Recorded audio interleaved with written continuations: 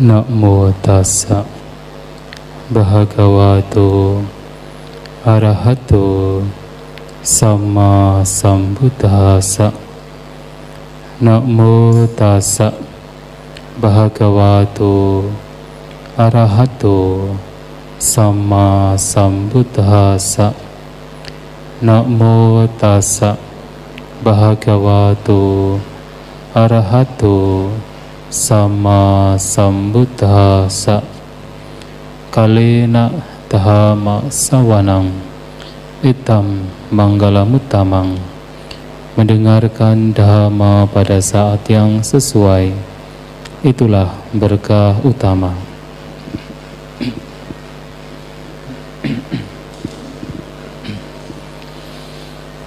Yang saya hormati para rama-ramani, kepada para bapak ibu, saudara-saudari sekalian yang berbahagia, selamat sore semuanya. Terpujilah Sang Buddha, Namo Buddhaya. Pada kesempatan hari Minggu ini, di sore hari menjelang malam, ini merupakan kehormatan untuk saya karena kembali mendapatkan kesempatan untuk bisa sharing dhamma yang barangkali topik yang akan kita bahas pada sore hari ini sudah diketahui, yang tidak lain adalah berkaitan dengan Kewada Sutta. Beberapa hari yang lalu saya diminta untuk memilih beberapa topik dari Saudara Anton. Salah satunya adalah mengenai kesaktian dalam perspektif Kewada Sutta. Saya pikir ini baik juga untuk kita pahami. Kewada Sutta adalah khotbah yang diberikan oleh Sang Buddha kepada seorang berumah tangga bernama Kewada. Dalam teks Cata Sanggayana disebut sebagai Kewata, tapi dalam Pali Text Society dikenal sebagai Kewada, tetapi sebenarnya sama. Nah, Kewada ini adalah seorang berumah tangga yang bertempat tinggal di daerah Nalanda. Jadi kalau Bapak Ibu yang pernah berziarah ke India, pasti biasanya mengunjungi salah satu tempat, yaitu Nalanda University. Nah, Kewada ini bertempat tinggal di daerah Nalanda. Ya, kita tidak tahu apakah di tempat yang sama yang ada universitasnya atau tidak, tapi yang jelas di daerah Nalanda. Nah, di daerah Nalanda ini ada satu hutan yang disebut sebagai Pawarika Amba Wana. Wana itu artinya hutan, Amba itu mangga, hutan mangga. Kenapa disebut sebagai Pawarika Amba atau Pawarika Amba? Karena hutan tersebut diberikan oleh seorang jutawan bernama Pawarika. Nah, diberikan untuk keperluan Bhikkhu Sangga. Nah, ketika Sang Buddha berkunjung ke Nalanda ini, seringkali beliau dan para siswanya tinggal di tempat ini, di Pawarikamba Wana. Maka di sana ada beberapa khotbah yang terkenal yang dikhotbahkan di tempat yang sama. Seperti misalnya barangkali pernah mendengar Upali Sutta, khotbah Sang Buddha kepada seorang berumah tangga bernama Upali. Itu juga di sini, di tempat yang sama. Kemudian juga ada khotbah yang diberikan Sang Buddha kepada seorang berumah tangga lain, Asibandaka. itu juga di tempat yang sama. Nah, di tempat ini Sang Buddha membabarkan dhamma kepada seorang berumah tangga bernama Kewada atau Kewada.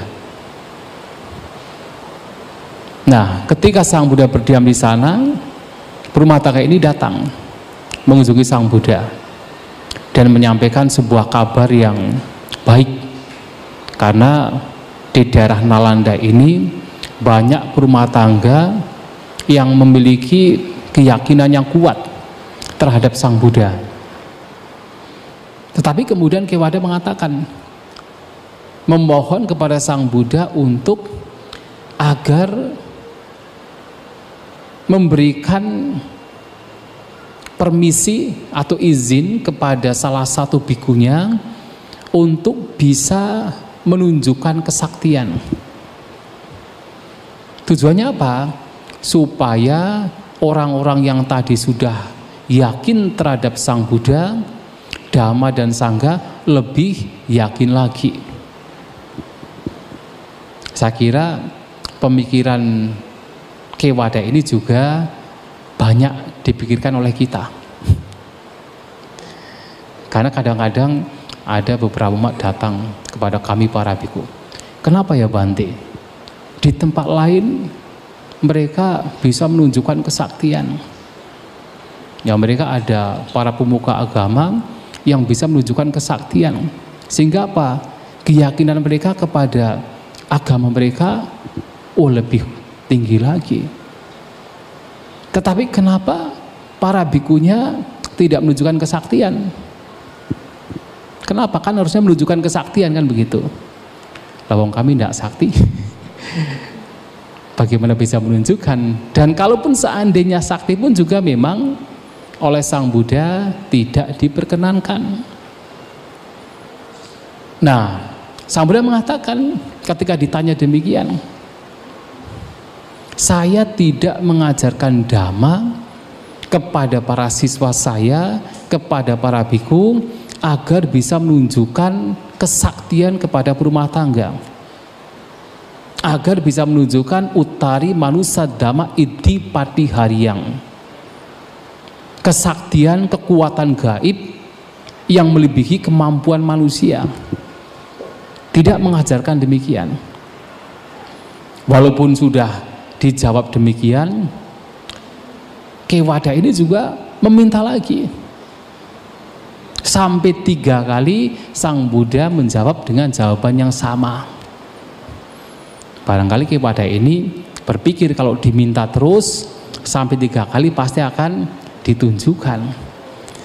Karena memang kalau kita perhatikan, Sang Buddha ini kadang-kadang diminta 1 kali menolak, 2 kali menolak, begitu diminta ketiga kalinya diterima. Seperti kasus ada seorang pengembara bernama Bahya yang meminta ajaran Sang Buddha ketika Sang Buddha sedang berpindah patah. Diminta pertama ditolak, saya sedang pindah patah, tidak layak untuk membabarkan dhamma. Diminta kedua masih ditolak.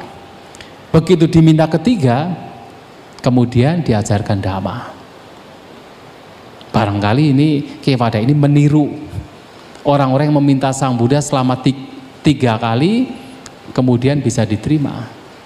Tetapi walaupun sudah ketiga kalinya Sang Buddha mengatakan hal yang sama, menjawab hal yang sama. Saya mengajarkan dhamma kepada para biku bukan supaya para biku bisa menunjukkan kesaktian. Tetapi kemudian Sang Buddha juga menyampaikan bahwa beliau telah merealisasi 3 jenis patiharya. Beliau telah memiliki 3 jenis kesaktian. Patiharya itu sebenarnya artinya keajaiban. Patiharya, keajaiban. Tapi kemudian diterjemahkan kadang-kadang sebagai kesaktian. Karena kesaktian dan keajaiban sinonim.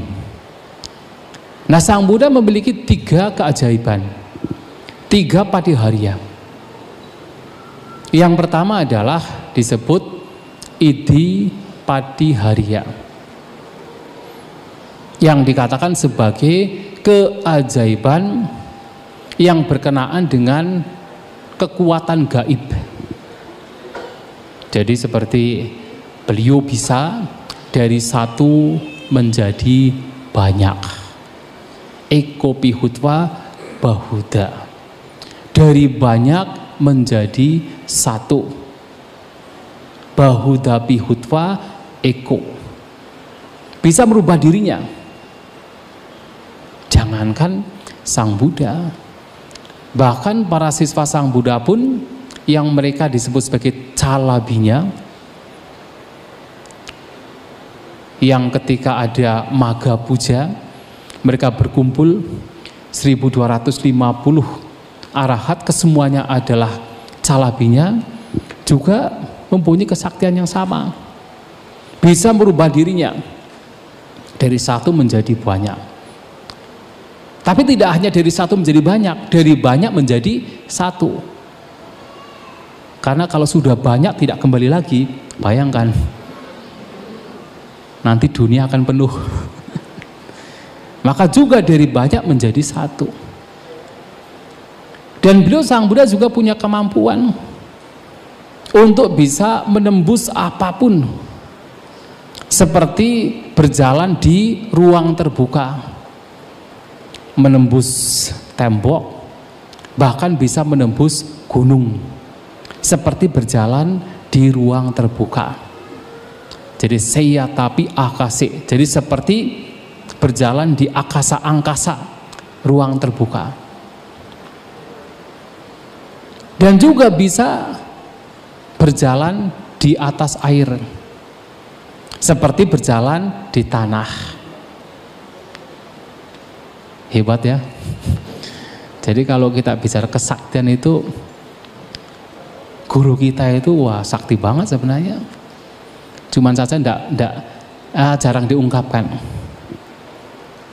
Bisa berjalan di atas air seperti berjalan di tanah, saya tapi pataviang. Dan bahkan bisa muncul lenyap seperti orang berenang di tanah, seperti berenang di air. Makanya dikatakan orang demikian, para siswa Sang Buddha, ketika punya kemampuan demikian, bahkan mereka bisa mandi di tanah. Jadi tidak perlu punya kamar mandi, tidak perlu ke danau, tidak perlu ke sungai, mereka bisa mandi di tanah. Kenapa? Karena dengan kemampuan pikiran mereka, mereka melihat tanah sebagai air. Orang lain melihatnya sebagai tanah. Kok bisa ya? Seseorang bisa tenggelam, muncul lenyap di tanah. Dan itu dimiliki oleh Sang Buddha dan juga para siswa beliau. Dan beliau juga punya kemampuan di mana beliau bisa terbang. Jadi kalau dalam Visuddhimagga, orang yang punya kemampuan demikian itu mengembangkan kasina patavi. Jadi kasina tanah dikembangkan sampai mencapai jhana, sampai menciptakan oleh batinnya tanah di angkasa. Bagi orang lain melihatnya nggak ada tanah, tapi bagi orang tersebut itu tanah yang berada di angkasa, sehingga orang demikian bisa berjalan di angkasa. Dan beliau Sang Buddha juga punya kemampuan dengan tubuhnya, tidak hanya pikirannya, kekuatannya itu sampai ke alam Brahma. Dengan fisiknya itu pergi ke alam Brahma. Nah, kemampuan demikian disebut sebagai Idi Padiharyang, sebuah keajaiban yang berkenaan dengan kesaktian atau kekuatan gaib. Tetapi Sang Buddha melihat bahwa kemampuan demikian itu sebenarnya tidak begitu penting. Bahkan kalau sudah berhubungan dengan ajaran inti Sang Buddha, itu sudah tidak penting. Kenapa? Karena kemampuan demikian juga bisa dimiliki oleh orang lain. Yang putu jana juga bisa memiliki. Maka dikatakan pula dalam khotbah tersebut, kalau ada orang punya keyakinan terhadap siswa Sang Buddha yang menunjukkan kemampuannya sedemikian rupa, kemudian orang demikian berbicara kepada orang yang tidak punya keyakinan, apa jawaban dari orang yang tidak punya keyakinan? Pasti itu kekuatan yang disebut sebagai gandari. Jadi pada zaman Sang Buddha itu ada juga kemampuan demikian, kekuatan gaib yang dimiliki bukan dengan meditasi, bukan dengan pencapaian jana, tetapi kemampuan yang muncul karena mantra, disebut sebagai gandari nama wija. Nah, dalam kitab ulasan, gandari nama wija itu adalah kemampuan yang dimiliki oleh beberapa pertapa yang tinggal di daerah Gandhara. Gandhara itu mana? Kalau zaman sekarang itu adalah Pakistan dan Afghanistan. Kandahar, pernah dengar Kandahar kan? Kandahar itu yang ada arca Budanya besar, yang kemudian dihancurkan, itu zaman dulu disebut Gandhara. Perbatasan dengan Pakistan. Itu termasuk daerah Yunani. Nah, di sana juga banyak pertapa yang dengan mantranya itu punya kemampuan Idhi Pati Haryang. Nah, kemasyhuran mereka itu sampai ke India. Sehingga kalaupun seandainya ada misalnya biku yang kemudian punya kemampuan demikian, orang yang tidak punya keyakinan akan mengatakan, wah paling itu kemampuan yang diperoleh dari, yaitu mantra dari Gandhari, dari Gandhara. Nah, melihat demikian Sang Buddha jadi merasa, ada istilah adiyami harayami jikujami, merasa muak, merasa malu untuk menunjukkan kesaktian demikian. Itulah kenapa ketika ada siswa Sang Buddha bernama Pindola Bharatwaja. Jadi diceritakan pada waktu itu ada seorang berumah tangga. Dia seorang hartawan. Kemudian di rumahnya itu banyak sekali cendana yang mahal. Kemudian karena terlalu banyak, dia dijadikan satu cendana, dijadikan mangkok. Dibuat mangkok, kemudian diukir, kemudian ditaruh di atas bambu. Kemudian dia berpikir, karena dia itu tidak punya keyakinan terhadap para pertapa, tidak hanya para pertapa dari Sang Buddha, bahkan para pertapa lain, tidak punya keyakinan bahwasanya apakah benar di zaman sekarang ini, zaman pada waktu itu ada orang yang sakti, orang yang telah mencapai kesucian arahanta. Maka dia membuat mangkok kemudian ditaruh di atas bambu, lantas mengadakan sayembara. Siapapun pertapa yang bisa mengambil mangkok tersebut itu menjadi miliknya. Pada waktu itu ada beberapa pertapa terkenal, mereka para guru spiritual. Ada Pakuda Katsayana, Purana Kasapa, Ajita Kesakambali, Makali Gosala, Niganta Nyataputa. Mereka berdatangan ke situ meminta mangkok tersebut. Tetapi berumah tangga itu mengatakan, silakan ambil, dengan kesaktiannya terbang. Gak ada yang bisa. Bahkan ada juga namanya yang lainnya Sanjaya Beladiputa juga datang, tetapi juga tidak bisa mengambil karena harus terbang. Pada waktu itu ada siswa Sang Buddha, Bante Mahamoggallana dan Bante Pindola Bharatwaja. Keduanya sudah arahanta, tetapi ya walaupun arahanta ya masih kadang main-main. Bante Mahamoggallana bilang kepada Pindula Bharadwaja, Auso, sudahlah, ambil saja mangkok yang di atas itu. Kemudian Bante Pindula Bharadwaja mengatakan, udah Bante saja ngambil. Akhirnya disetujui, Pindula Bharadwaja mengambil, terbang, kemudian mengelilingi Rajagaha 3 kali. Orang-orang pada tahu, termasuk hartawan ini yang melihat sendiri, ya kemudian memang punya keyakinan. Seluruh keluarganya datang kepada Bante Pindula Bharadwaja dengan penuh keyakinan.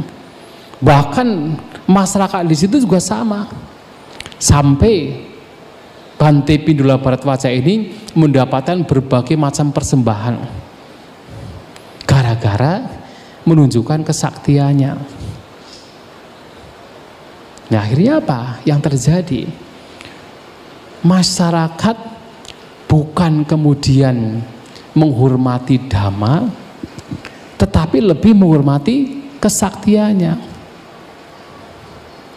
Itulah kemudian Sang Buddha kemudian meminta siswanya ini untuk datang pada beliau, dan beliau menasihati, bahkan memberikan satu peraturan bahwa seorang siswa Sang Buddha tidak diperkenankan untuk menunjukkan kesaktiannya. Kalau sampai menunjukkan, itu adalah pelanggaran. Memang pelanggarannya apati, tetapi itu adalah pelanggaran. Sang Buddha bahkan sampai menyatakan, seorang biku yang menunjukkan kesaktiannya itu diibaratkan seperti seorang wanita yang hanya demi uang kemudian menunjukkan bagian tubuh yang menimbulkan rasa malu. Sampai sebegitunya. Ya, tentu Sang Buddha melihat demikian untuk apa? Kebaikan di masa mendatang. Bayangkan kalau Sang Buddha ini sampai memberikan izin kepada para siswa beliau untuk menunjukkan kesaktiannya, apa yang terjadi sekarang?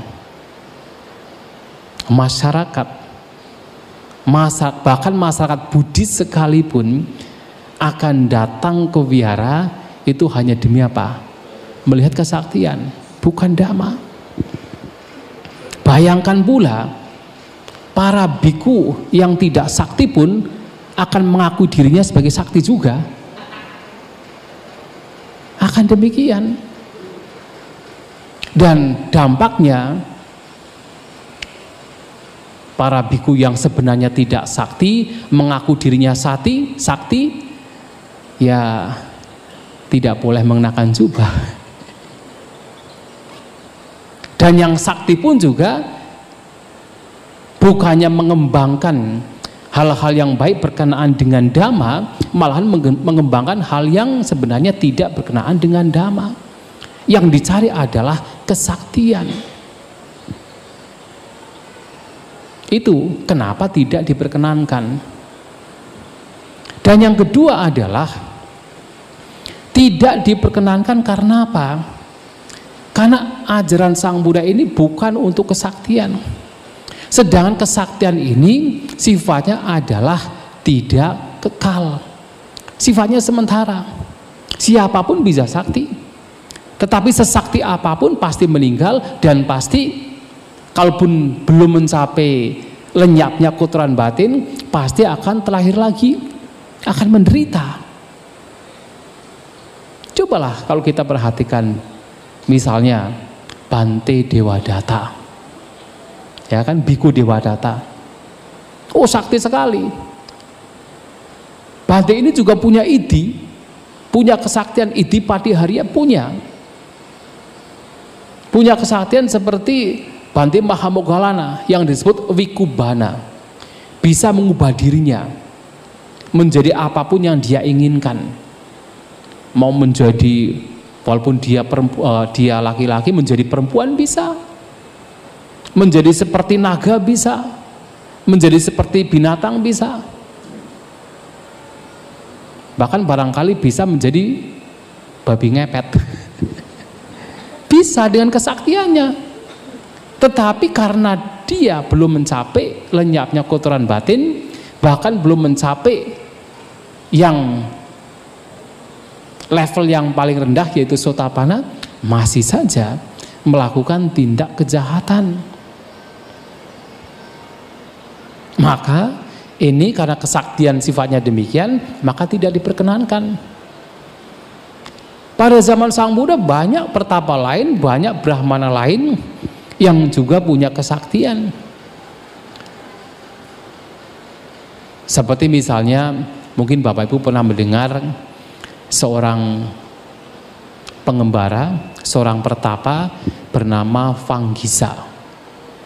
Wanggisa. Wah, dia punya kesaktian.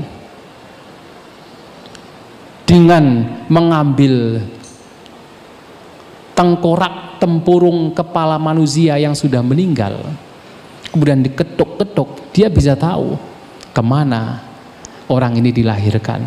Dia bisa tahu. Padahal dia bukan murid Sang Buddha.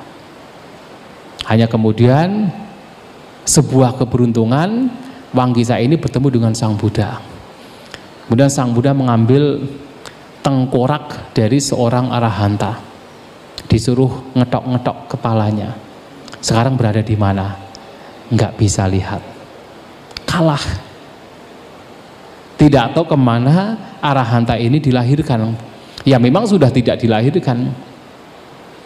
Artinya kesaktian demikian sifatnya terbatas. Dan itu juga tidak kekal, bahkan pasti akan hilang, pasti akan lenyap.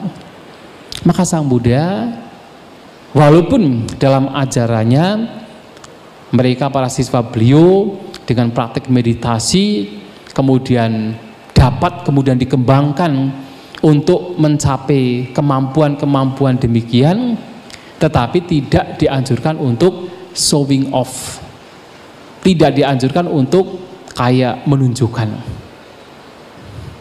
Hanya Sang Buddha yang memang ketika beliau menunjukkan kesaktiannya, tahu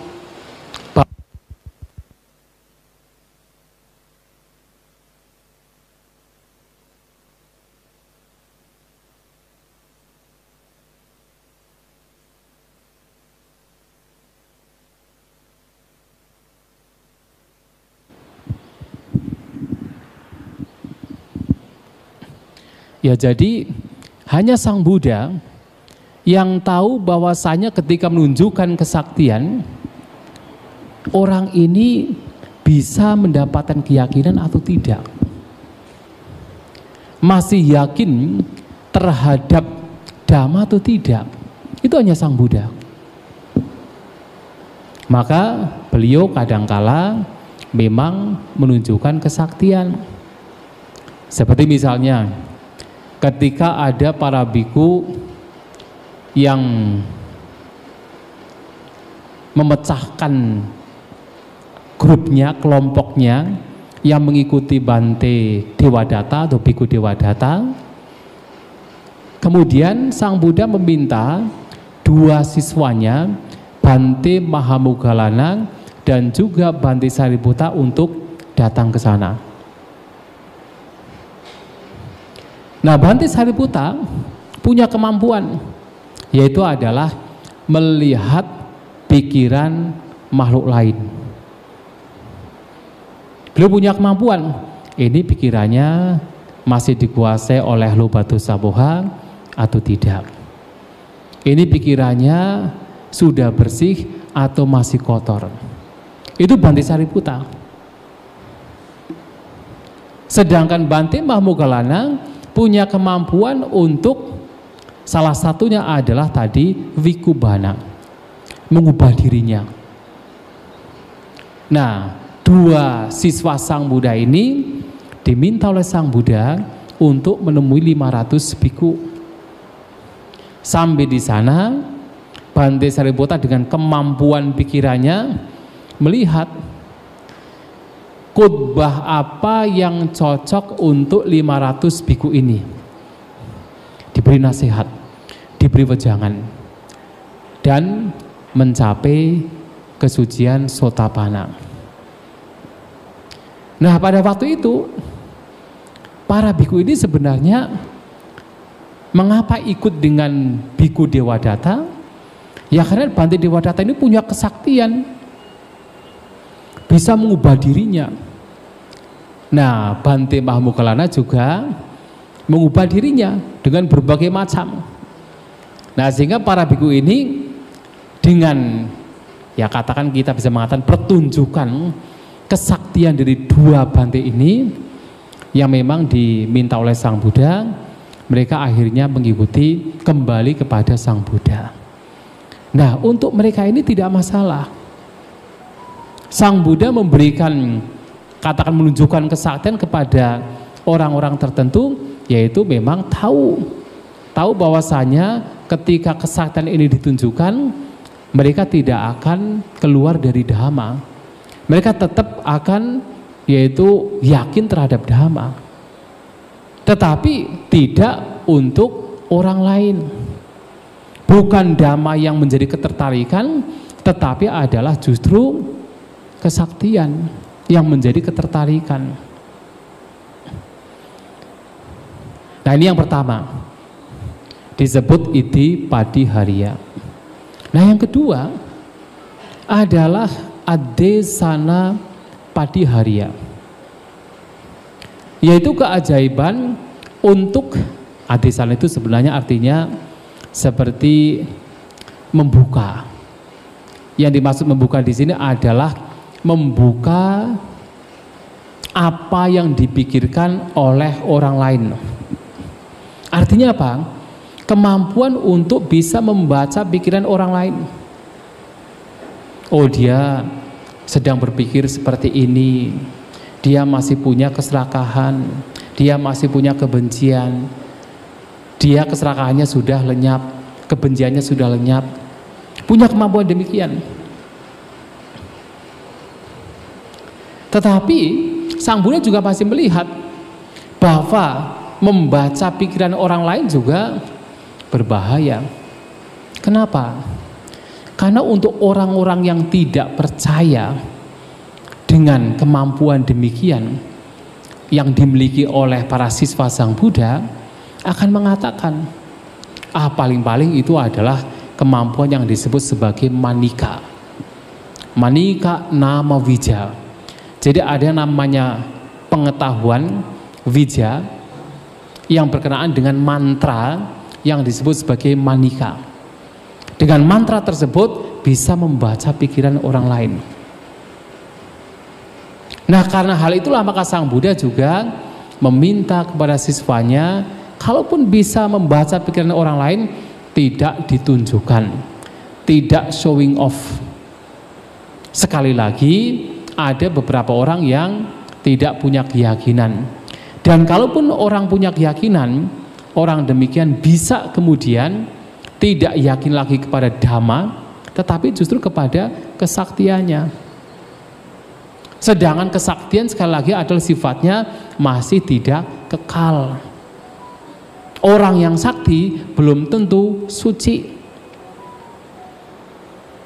Tapi apakah orang yang suci itu pasti sakti? Kalau dimaksud adalah kesaktian demikian juga belum tentu. Tetapi orang yang suci pasti sakti. Sakti karena apa? Punya kemampuan untuk melenyapkan kotoran batin.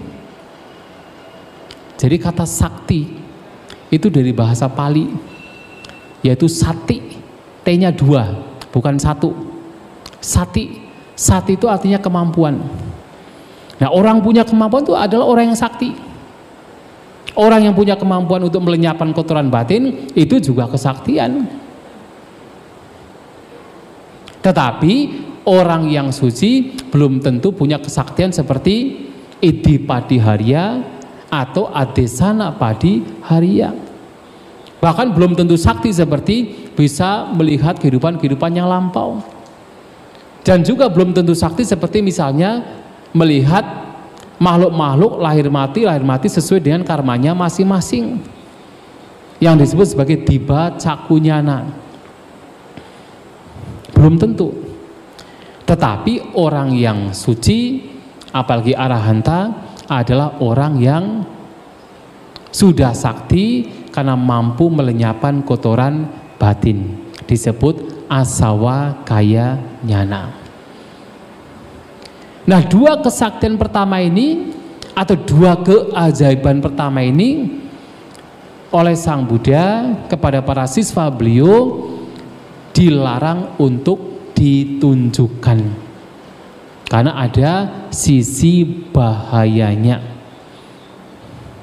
Nah, sementara yang ketiga inilah yang paling penting, yang disebut sebagai Anusassani Patiharya, keajaiban yang berkenaan dengan pengajaran, mengajar. Pengajaran yang di sini mengacu kepada pengajaran ajaran yang membawa pada lenyapnya kotoran batin, yang tidak lain adalah mengajar dhamma. Orang bisa mengajar dhamma dengan baik, apalagi tidak hanya teori. Orang seperti misalnya Sang Buddha, Bhante Sariputta, Bhante Mahamoggallana mengajar dhamma karena mereka merealisasi, itu juga disebut sebagai patiharya, disebut sebagai keajaiban, disebut sebagai kesaktian. Kalau seseorang bisa mengajar dhamma dengan benar, mampu membedakan apa yang harus dipikirkan, apa yang tidak boleh dipikirkan, apa yang harus dikembangkan, apa yang harus ditinggalkan, apa yang mesti diperhatikan, apa yang harus tidak diperhatikan, itu juga disebut sebagai patiharya, keajaiban, kesaktian berkenaan dengan pengajaran. Dan justru ini oleh Sang Buddha sangat dianjurkan. Mengapa? Karena ajaran inilah yang sebenarnya menjadi inti dari apa yang diajarkan oleh Sang Buddha. Ketika Sang Buddha, ketika beliau masih sebagai pangeran, meninggalkan kehidupan berumah tangga, mencari obat, apa yang dicari? Yang dicari tidak lain adalah bagaimana seseorang bisa terbebas dari segala bentuk penderitaan. Dan pada akhirnya dengan susah payah beliau di bawah pohon Bodhi merealisasi dhamma, ajaran yang bisa menjadi solusi untuk bisa membebaskan seseorang, membebaskan makhluk dari segala bentuk penderitaan. Dan dhamma inilah yang menjadi inti dari ajaran Sang Buddha, yang harus diajarkan, yang harus dibabarkan. Dan membabarkan dhamma Sang Buddha ini juga disebut sebagai keajaiban, sebagai kesaktian. Apa yang kita ajarkan?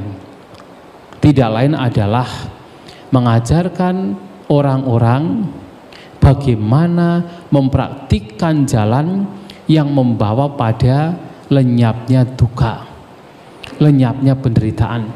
Ini adalah patiharya. Mengajarkan orang-orang untuk mengembangkan persepsi. Ya, ketika dalam khutbah tersebut dikatakan ini yang harus diperhatikan, ini yang tidak boleh diperhatikan. Artinya adalah mengajarkan seseorang untuk memperhatikan apapun fenomena dengan persepsi ketidakkekalan, persepsi duka, persepsi anatta. Mengajarkan, menunjukkan bahwa apa yang kebanyakan orang melihat sebagai kekal sesungguhnya adalah tidak kekal. Menunjukkan apa yang kebanyakan orang melihat sesuatu sebagai suka sesungguhnya adalah duka. dan menunjukkan orang-orang yang biasanya melihat sesuatu sebagai atta, sebagai self, sebagai entitas, sebagai makhluk, sebagai anatta. Menunjukkan demikian juga disebut sebagai padiharya. Mengapa? Karena ini adalah jalan yang membawa kepada lenyapnya kotoran batin. Ini adalah jalan yang membawa kepada pembebasan. Kalau seseorang memiliki kesaktian yang tadi disebutkan, Idi Padiharya atau Ade Sana Padiharya, orang demikian masih bertumbuh lahir. Orang demikian masih harus mengalami penderitaan. Tetapi dhamma yang ditunjukkan ini membawa kepada lenyapnya segala bentuk penderitaan. Itu yang menjadi inti dari ajaran Sang Buddha. Oleh sebab itu ketika beliau, Sang Buddha ditanya oleh apakah dari para pertapa lain, para brahmana, atau bahkan dari siswa beliau sendiri, pertanyaan-pertanyaan yang sebenarnya bersifat spekulatif, yang tidak membawa kepada pembebasan, beliau akan tidak menjawab.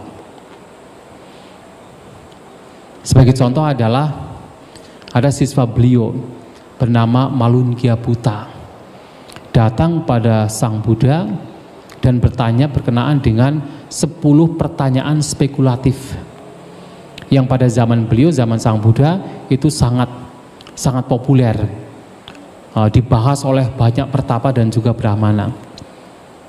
Apakah alam semesta ini permanen atau tidak permanen?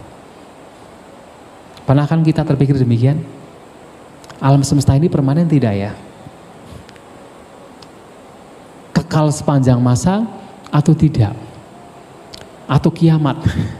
Kan begitu. Apakah alam semesta ini terbatas atau tidak terbatas? Itu sudah dibahas pada zaman Sang Buddha. Tidak hanya pada zaman sekarang, yang mereka para saintis mencoba mencari tahu alam semesta ini ada batasnya tidak. Ternyata berbagai ribuan miliaran planet itu ditemukan dan seperti belum ada batasnya. Itu sudah dibahas pada zaman Sang Buddha. Apakah jasmani dan jiwa atau roh itu sama atau berbeda? Tang jiwang, tang sarirang, anyang jiwang, anyang sarirang. Ditanya hal demikian, Sang Buddha mengatakan, saya tidak membahasnya. Kenapa? Kalaupun dijawab, oh alam semesta ini akan terus ada, kekal sepanjang masa. Atau dijawab, alam semesta ini tidak permanen, suatu saat pasti akan lenyap, kosong, melompong. Apakah dengan mempunyai keyakinan demikian, penderitaan sudah lenyap?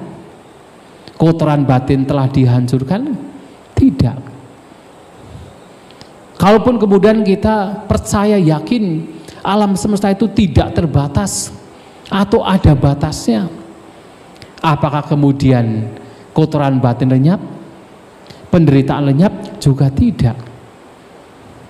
Maka Sang Buddha tidak membahasnya, termasuk berkenaan dengan kenapa tidak mengizinkan para siswanya untuk pamer kesaktian. Ya karena walaupun orang punya kesaktian, itu tidak menentukan apakah orang demikian suci atau tidak suci. Apalagi yang sifatnya spekulatif, tidak menjadikan orang terbebas dari penderitaan, tidak menjadikan orang terbebas dari kotoran batin. Lantas apa yang beliau ajarkan? Tidak lain adalah 4 kebenaran mulia. Menunjukkan apa itu duka, keberadaan duka, menunjukkan bahwa duka itu muncul karena ada penyebabnya, menunjukkan bahwa ada kemungkinan untuk bisa terbebas dari duka, dan menunjukkan pula ada jalan yang membawa pada lenyapnya duka. Itu yang beliau gaungkan, beliau ajarkan, karena ini yang akan membawa kepada pembebasan, membawa kepada lenyapnya penderitaan. Sedangkan kalau orang hanya berkutat kepada pertanyaan-pertanyaan spekulatif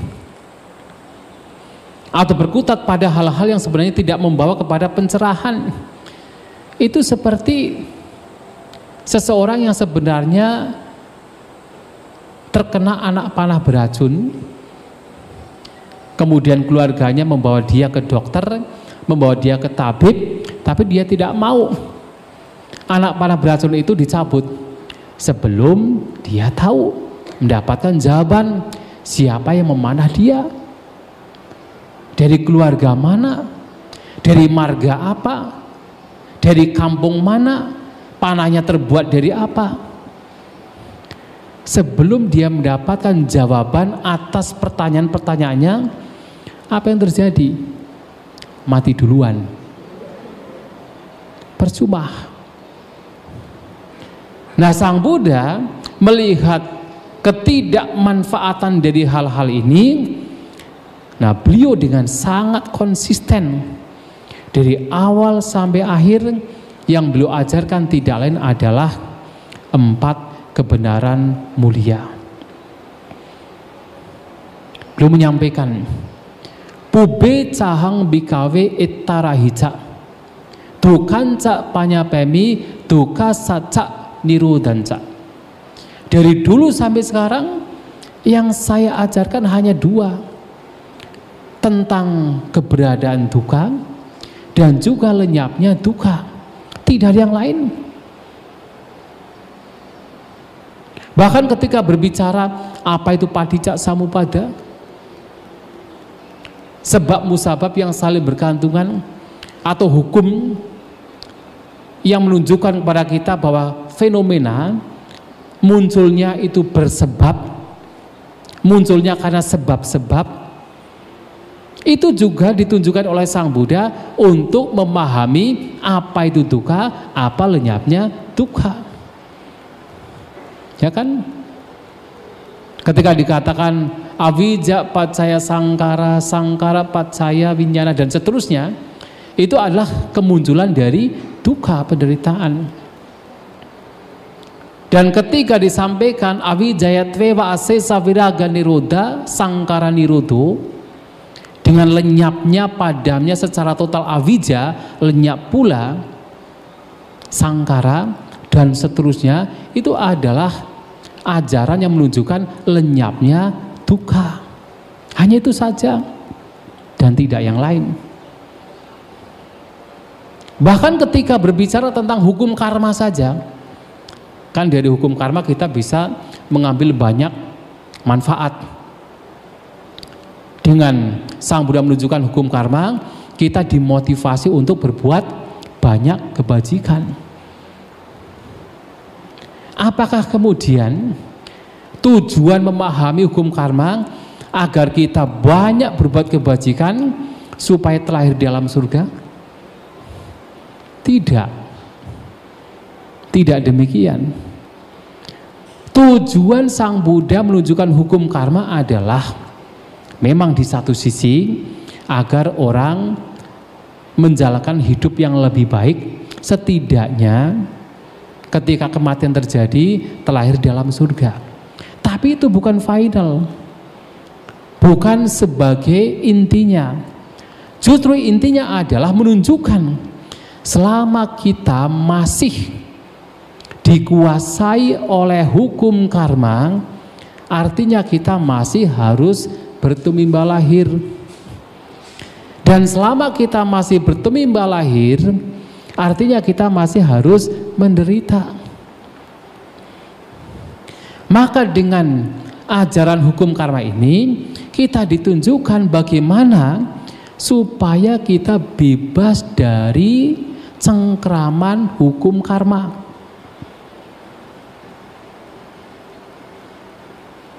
Maka ketika kita dikatakan bebas dari tumimba lahir, kita harus bebas dari 3 hal. kamawada, kilesawada, sangsarawada. Kamawada salah satunya. Wada itu seperti perputaran, lingkaran karma. Kita harus bebas dari lingkaran karma.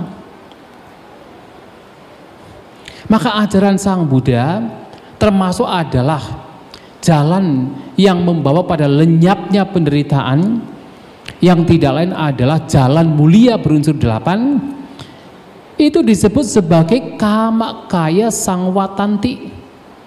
Adalah jalan yang membawa, mengantar pada hancurnya karma. Bukan supaya kita terus melakukan karma. Karena kalau kita melakukan karma biasanya muncul dari apa? Muncul dari awija. Ya kan? Awija pacaya sangkara. Dengan adanya awija, ketidaktahuan, tidak tahu tentang 4 kebenaran mulia, manusia, makhluk terus melakukan sangkara. Melakukan berbagai macam perbuatan. Memang kadang-kadang yang dilakukan adalah punya sangkara, perbuatan yang bajik.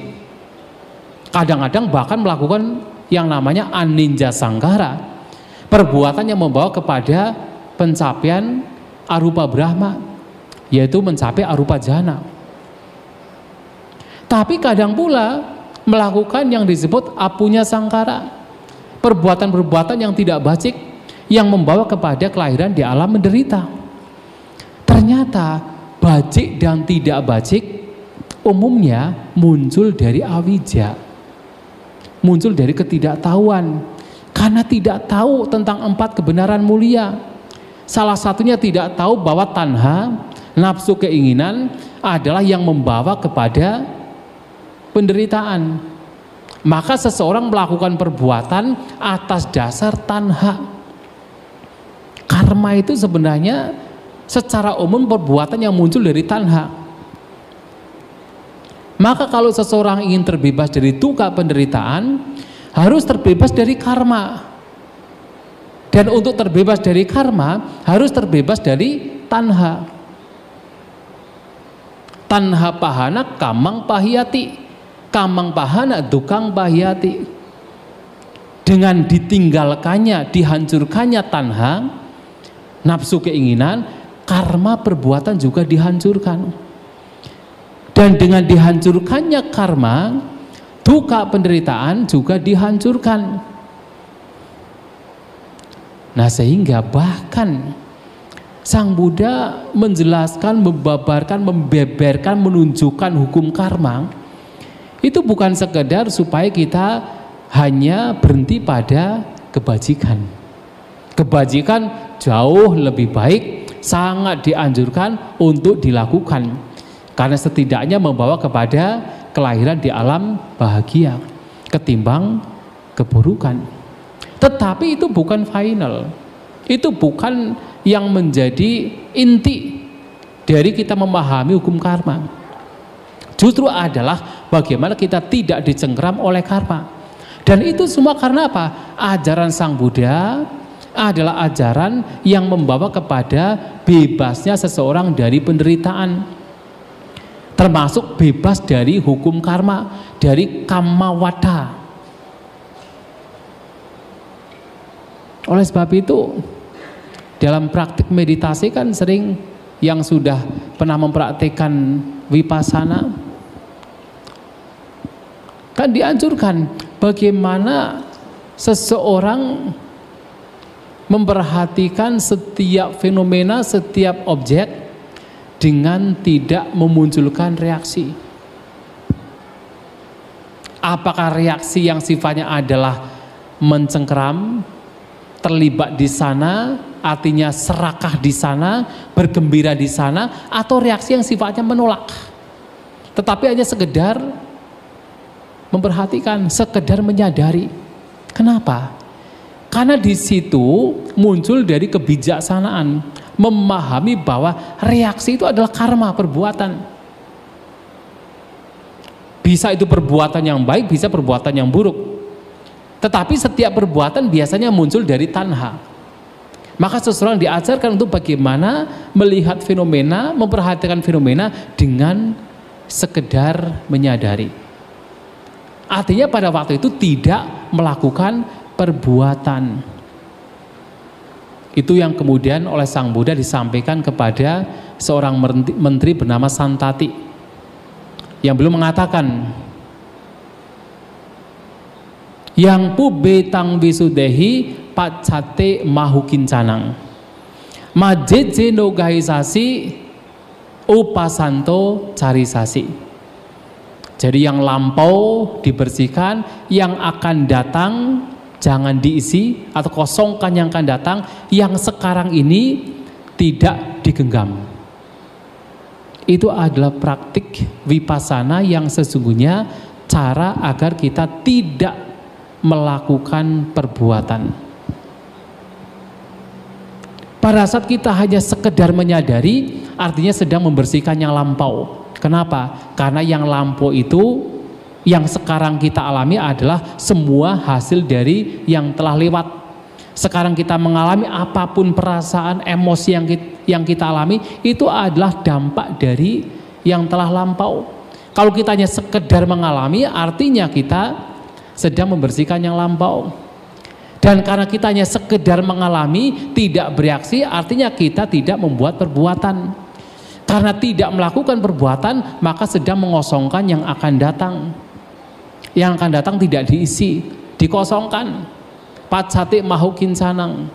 Dan karena hanya sekedar mengalami, tidak bereaksi, maka kita sadar dengan apa yang sekarang, tetapi tidak menggenggam. Mak jeje no gahisasi, tidak menggenggam yang sekarang. Dan itu adalah latihan. Nah, ini semua adalah latihan yang sebenarnya mengarah kepada lenyapnya karma. Maka seluruh ajaran Sang Buddha ini selalu mengacu kepada jalan yang membawa kepada pembebasan. Dan ini disebut sebagai Anussasani Patiharya. Maka ketika Sang Buddha dalam khutbah tersebut menyampaikan, ketika Sang Tathagata muncul di dunia mengajarkan sila yang nantinya mengarah kepada pembebasan, itu adalah Anussasani Patiharya. Itu juga sebagai keajaiban dari pengajaran. Kesaktian kaitannya dengan mengajar. Ketika beliau kemudian mengajarkan bagaimana para siswa beliau diarahkan untuk mencapai jhana, yang tentu jhana di sini juga berdasarkan pandangan yang benar. Ya, harus diingat bahwa jhana juga ada kalanya muncul bukan dari pandangan yang benar. Itu juga bisa membawa kepada pandangan salah. Nah, jhana yang juga berangkat dari pandangan benar itu juga sebagai Anussasani Patiharya. Dan kemudian Sang Buddha juga mengajarkan apa? Mengajarkan vipassana. Jadi mengarahkan seseorang untuk memiliki jnana dasana yang berakhirnya membawa kepada pembebasan yang tertinggi, yang tidak lain adalah pencapaian kesucian arahanta. Itu disebut sebagai Anussasani Patiharya. Artinya keajaiban yang sesungguhnya yang sangat dianjurkan oleh Sang Buddha tidak lain adalah berkenaan dengan ajaran yang membawa kepada pembebasan, bukan kesaktian yang lainnya. Maka dalam khutbah tersebut diakhiri dengan sebuah cerita. Jadi Sang Buddha menceritakan ada seorang biku yang ketika beliau bermeditasi dengan kemampuan batinnya, jalan yang membawa kepada alam surga terbuka. Dia pergi ke alam surga, pergi ke Catumarajika, alam Catumarajika, dan bertanya satu pertanyaan dhamma. Pertanyaannya adalah, sesungguhnya 4 unsur jasmani, unsur tanah, unsur api, unsur air, dan unsur angin, kemana lenyapnya secara total? Karena dia mengalami sebuah pengalaman di mana unsur materi ini lenyap secara total. Maka dia bertanya kepada para dewa di alam Catumarajika. Mereka tidak bisa menjawab. Diarahkan kepada 4 raja Catumarajika, juga tidak bisa menjawab. 4 Empat raja satu Maharajika mengarahkan untuk pergi ke alam Tawatingsa. Bahkan raja dari Tawatingsa itu Raja Saka juga tidak bisa menjawab kemana empat unsur jasmani lenyap secara total. Sampai diarahkan ke alam Yama, alam Tusita, alam Nimanarati, alam para wasawati, alam para nimita wasawati pun juga tidak bisa menjawab. Bahkan mereka menganjurkan untuk pergi ke alam Brahma, bertemu dengan para Brahma, juga tidak bisa menjawab pertanyaan Dhamma dari biku tersebut. Akhirnya para Brahma menganjurkan untuk bertemu dengan Mahabrahma. Dan Mahabrahma ini ada Brahma yang sangat tinggi, yang dia menganggap dirinya adalah sebagai pencipta. Dia menganggap dirinya, wah saya pencipta, saya penguasa, saya pemenang, saya tidak terkalahkan, saya mengetahui segalanya, saya adalah ayah dari segalanya. Mahabrahma. Nah kemudian Bhante ini bertemu dengan Mahabrahma dan bertanya pertanyaan yang sama. Ketika ditanya demikian, Mahabrahma ini tidak menjawab, tetapi mengatakan, saya adalah Mahabrahma, saya pencipta, saya penguasa, saya yang mengetahui segalanya. Sampai Bhante tersebut mengatakan, iya saya tahu, Anda itu pencipta, Anda itu penguasa, Anda itu yang tahu segalanya, ayah dari segalanya.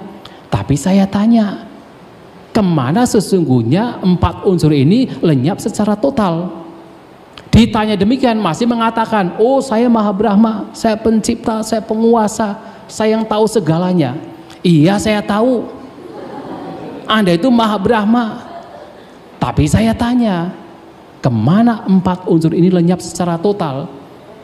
3 kali tidak dijawab, jawabannya sama.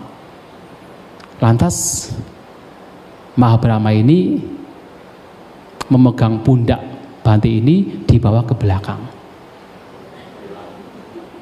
terus bilang, saya juga tidak tahu. Mahabrahma pun juga tidak tahu. Kemudian Mahabrahma bicara, loh kamu kan belajar dari Sang Buddha, ya sudah tanya kepada Sang Buddha, kemana sesungguhnya empat unsur ini lenyap secara total. Harus diingat, kalau di dalam hukum energi, kan yang namanya materi tidak pernah lenyap kan? Dan itu tidak ditemukan. Pelenyapan itu ada hanya dalam ajaran Buddha. Karena bahkan secara sains saja materi itu tidak pernah lenyap. Tetapi dengan praktik ajaran Buddha ada pelenyapan materi. Karena Sang Buddha mengatakan, kalau tidak ada yang namanya yang tidak berkondisi, maka mustahil orang bisa bebas dari penderitaan. Kalau materi ini tidak pernah lenyap, mustahil untuk bebas dari penderitaan. Tapi dengan praktek Dhamma ternyata hal itu memungkinkan. Yang oleh para saintis tidak ditemukan, dengan ilmu pengetahuan tidak ditemukan. Bahkan Mahabrahma pun juga tidak tahu. Ditanya kemana empat unsur ini bisa lenyap secara total, tidak tahu. Nah akhirnya kemudian Bhante ini kembali kepada Sang Buddha, kemudian pertanyaan yang sama. Tapi Sang Buddha mengatakan, oh pertanyaan kamu tidak absah, tidak valid. Seharusnya pertanyaannya adalah demikian, kemana sesungguhnya empat unsur ini tidak lagi mendapatkan pijakan. Mengapa demikian? Karena Sang Buddha itu selalu melihat dari sisi padicca samuppada, melihat dari sisi sebab musabab atau kemunculan yang bersebab. Ketika sebabnya lenyap, maka fenomena itu juga lenyap. Ketika empat unsur ini tidak mendapatkan pijakan, tidak mendapatkan katakan yang dicengkram, yaitu juga akan menjadi lenyap. Nah kemudian ketika kalau ditanya demikian, sesungguhnya empat unsur ini kemana lenyapnya ketika tidak mendapatkan pijakan? Nah, baru kemudian Sang Buddha mengatakan bahwasanya 4 unsur ini, kemana 4 unsur ini tidak mendapatkan pijakan, termasuk panjang pendek, kemudian juga kasar halus dan indah dan buruk, itu juga lenyap karena tidak mendapatkan pijakan. Jadi yang namanya panjang pendek, kasar halus, indah dan buruk kan juga bagian dari materi, bagian dari 4 unsur, itu juga tidak mendapatkan pijakan. Nah, Sang Buddha kemudian mengatakan bahwasanya ketika nama rupa itu lenyap, ketika vinyana itu lenyap, disitulah 4 unsur lenyap karena tidak mendapatkan pijakan. Dan itu sebenarnya mengacu kepada nibbana. Maka ada istilah vinyanang anidasanang anantang sabbato pabang. Itu nama lain dari nibbana. Nah, itu yang dijawab oleh Sang Buddha. Cerita demikian sebenarnya memberikan pelajaran. Ternyata dengan kesaktian yang dimiliki oleh Bante tersebut, sampai bertanya kepada Maha Brahma sekalipun, tidak mendapatkan jawaban Dhamma. Dan dia harus kembali kepada Sang Buddha yang mempunyai kesaktian Anusasani Padiharya, mempunyai keajaiban, kesaktian bagaimana bisa mengajar Dhamma yang membawa kepada pembebasan. Sehingga diibaratkan seperti kalau ada seorang pedagang berada di tengah lautan, kemudian mempunyai satu burung gagak, diterbangkan untuk mencari pantai, untuk mencari pulau. Kalau kemudian setelah terbang ternyata tidak melihat apapun, tidak melihat pulau, pasti kembali lagi. Demikian pula Bante ini mencari jawaban sampai ke alam Maha Brahma. Tidak mendapatkan jawaban, kembali lagi kepada Sang Buddha. Kenapa? Karena ini berkenaan dengan Anusasani Padiharya. Dan ini berkenaan dengan yaitu pembebasan. Dan ini yang paling ditekankan oleh Guru Agung kita Sang Buddha. Itulah Bapak Ibu Saudara-saudari sekalian, inti dari apa yang disampaikan oleh Sang Buddha di dalam Kewada Sutta, bahwasanya Sang Buddha sangat menekankan keajaiban yang berkenaan dengan pembelajaran atau pengajaran Dhamma yang membawa kepada Nibbana. Karena ini yang menjadi inti dari keseluruhan ajaran Sang Buddha. Sementara yang lain-lain, Iddhi Padiharya, Adesana Padiharya, itu bukan inti dari ajaran Sang Buddha. Walaupun Sang Buddha, para siswa beliau banyak pada zaman beliau juga memiliki keajaiban-keajaiban lainnya, tetapi itu bukan sebagai inti dari ajaran beliau. Inti ajaran beliau tidak lain adalah jalan yang membawa kepada lenyapnya dukkha. Yang intinya tidak lain adalah 4 kebenaran Arya.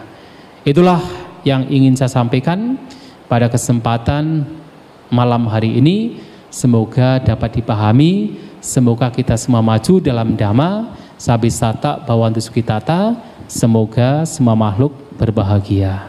Sadhu, sadhu, sadhu. Anumodana atas dhammadesana yang telah disampaikan oleh Yang Mulia Bante Santacito. Semoga memberikan manfaat dalam kehidupan kita sehari-hari. Selanjutnya adalah sesi tanya jawab. Bagi yang ingin bertanya dipersilahkan. Makasih. Namo Buddhaya, Bante. Izin saya dua pertanyaan singkat. Pertama adalah, apakah benar di dalam sutta dikatakan bahwa dengan keajaiban Sang Buddha sebenarnya Mahaparibbana Sang Buddha bisa ditunda gitu demi Dhamma?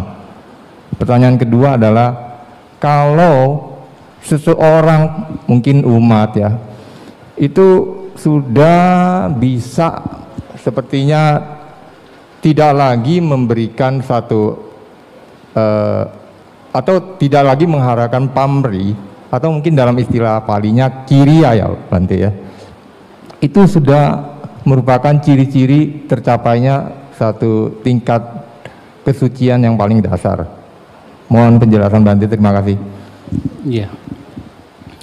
Ya, memang disampaikan di dalam Mahaparinibbana Sutta, kalau Sang Buddha mau dengan kekuatan beliau, namanya Iddhipada, kekuatan Iddhipada, maka beliau bisa hidup selama 1 kalpa, kalau mau. Tetapi pada saat beliau mengatakan demikian, Bhante Ananda sebagai pembantu tetap beliau, itu tidak terpikir untuk memohon Sang Buddha agar hidup selama 1 kalpa. Sampai 3 kali, tidak terpikir. Nah, dikatakan dalam kitab ulasan, karena Bhante Ananda ini sebenarnya juga masih bersedih karena waktu itu Sang Buddha juga sakit, sehingga tidak terpikir untuk meminta agar Sang Buddha hidup sampai 1 kalpa. Nah, biasanya memang Sang Buddha ini ketika tidak diminta, bahkan setelah memberikan seperti hint selama 3 kali kok tidak diminta, yaitu tidak akan melakukan lagi. Nah, ketika Bhante Ananda kemudian meminta kembali, maksudnya meminta untuk agar Sang Buddha hidup selama 100 kalpa, nah, Sang Buddha mengatakan, ya sudah 3 kali sebenarnya saya memberikan tanda, tetapi tidak diminta, ya sudah.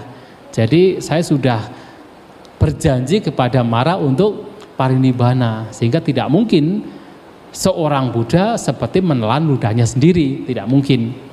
Maka hanya beliau meninggal sesuai dengan waktunya, itu 80 tahun.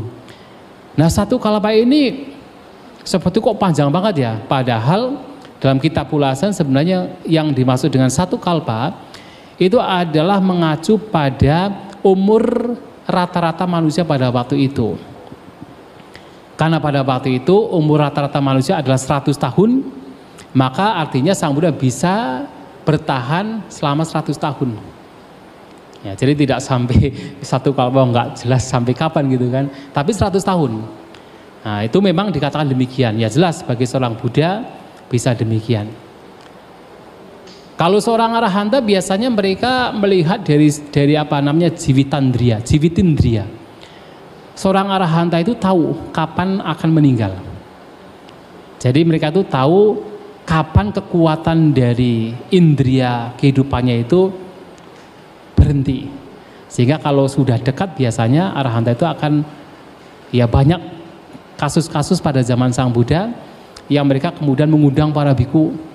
Oh, besok saya misalnya Bante Bakula, ketika besok mau meninggal dunia, kemudian hari ini, malam ini kemudian mengetok kudi-kudi para biku, kemudian mengatakan, oh besok mohon datang ke Dhammasala, ke Upadanasala, saya akan parinibbana. Nah, itu bisa demikian. Seperti Bante Bakula, Bante Ananda, tentu Sang Buddha bisa demikian. Nah, memang demikian. Nah, itu yang pertama. Memang berkaitan dengan kiriya, itu mengacu kepada perbuatan yang dilakukan oleh seorang arahanta. Seorang arahanta. Jadi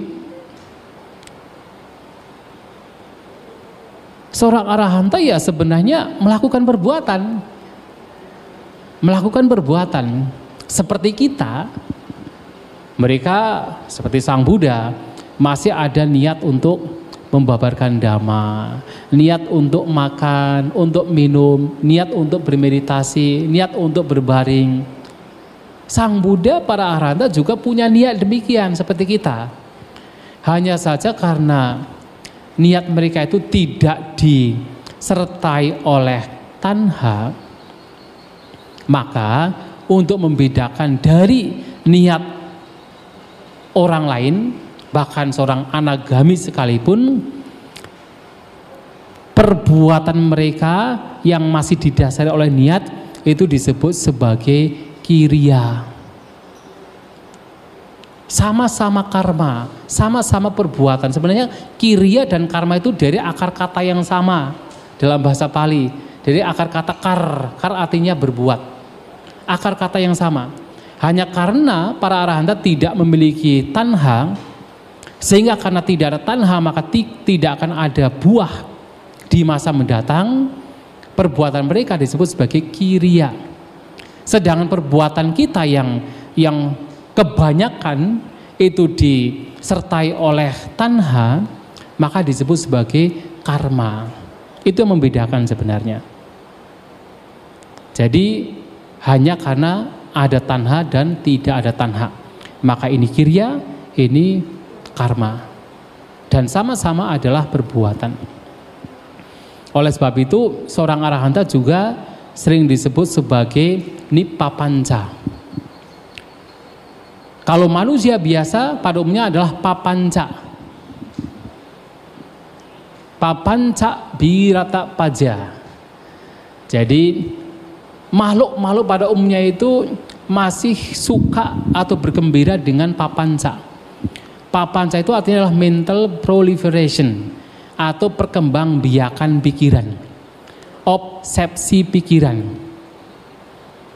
Yang mana di dalam papanca, di situ akan ada tanha, nafsu keinginan, akan ada mana, pembandingan, saya merasa lebih baik, lebih tinggi, atau saya merasa lebih rendah, atau saya sama, sejajar, pembandingan. Masih ada self. Dan juga akan ada didik, pandangan adanya self diri. Itu papanca. Yang mana yang dimaksud di sini adalah, yang simpel saja, sederhana adalah, ketika kita melihat bentuk dengan mata, tentu kesadaran mata muncul. Ada kontak, ada perasaan senang, tidak senang, perasaan netral itu ada. Dari perasaan muncul apa? Muncul persepsi, pengenalan, mengenali objek itu. Oh, objeknya adalah misalnya gunung misalnya, oh gunung. Kemudian muncul pemikiran, oh itu adalah gunung. Nah, dari melihat gunung itu kemudian muncul yang disebut sebagai papanca, perkembangbiakan pikiran. Berkembang biak. Berpikir-pikir tentang yang lampau, yang akan datang, yang sekarang berkenaan dengan gunung itu, yang di situ disertai dengan ada nafsu keinginan, ada pembandingan, ada berbagai macam kotoran batin. Itu papanca. Nah, tetapi seorang arahanta disebut nippapanca, yang batinnya itu sudah tidak berkembang biak lagi. Jadi begitu melihat, mendengar, membawa atau menggunakan indera-inderanya, itu tidak menjadi obsesi bagi mereka. Mereka tidak kemudian berpikir-pikir tentang membayang-bayangkan yang lampau, yang akan datang, yang sekarang, kemudian disertai dengan berbagai macam keinginan. Tidak ada papanca, tidak ada perkembangbiakan pikiran, tidak ada obsesi pikiran. Nah, sehingga bagi mereka apa yang bahkan pikiran yang muncul pun itu tidak membawa pada buah di masa mendatang. Maka perbuatan mereka disebut sebagai kirya. Nah, itu yang membedakan demikian. Ya, saya kira demikian ya. Ya, terima kasih.